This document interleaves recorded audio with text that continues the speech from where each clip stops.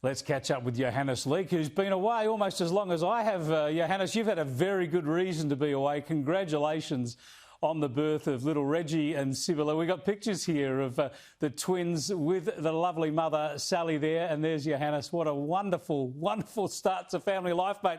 A boy and a girl to kick it off. They're keeping you busy?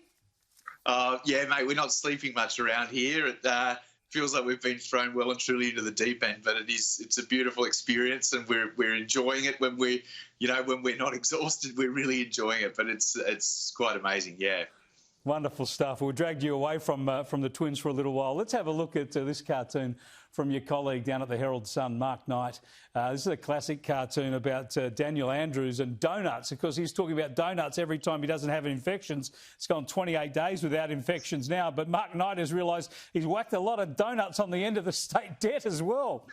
That's right. Yeah, Tim Pallas there chopping them down. But yes, it's a hell of a lot of zeros when you look at the number that way, isn't it? So I think it's very clever, seizing on that donuts and then kind of flipping the meaning of the way that Andrews has been enjoying reporting them. It's looks a lot different when it's on the end of a big number like that.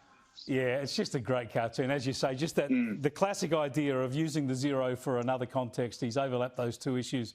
Beautifully done, that cartoon. Another colleague of yours, a good mate of yours, Warren Brown for the Daily Telegraph. I just love this picture. We all know about Donald Trump not leaving the White House and Joe Biden waiting to move in. He's got Joe Biden being shown around by the Secret Service saying, we're just clearing out a few things before you move in.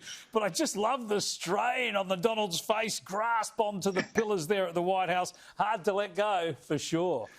Yeah, he looks like one of those Extinction Rebellion protesters that super glued himself to the pylon, That's it. Don't give him any ideas. Super glue would be perfect. Exactly. Yeah. And your cartoon, you're getting back into the swing of things, back on the job, and you've had a look at Amnesia, Palaszczuk and Borders. Talk us through this one.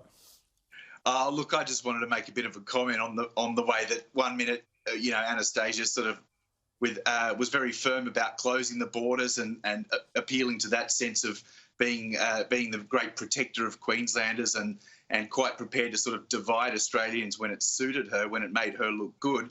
And now, she uses the borders again to sort of appeal to a sense that she's the great unifier now, and she's going to open them up. And isn't that a generous act? And we're all supposed to be very grateful, but as though we've all forgotten that she closed the borders in the first place, and we all know that caused a hell of a lot of heartache and anguish for a lot of families and the wider public that couldn't move around freely as we all should be able to as Australians. Indeed, and next Tuesday is the big day for the border to open up to the rest of the country in Queensland. Can't wait for that one. Thanks for joining us again, Johannes. Really good to get your insights. And for you and Sally, the only advice I would give is if both of the twins are ever asleep at the same time, get some yourself. No, that's very good advice. We're trying to seize every opportunity we get.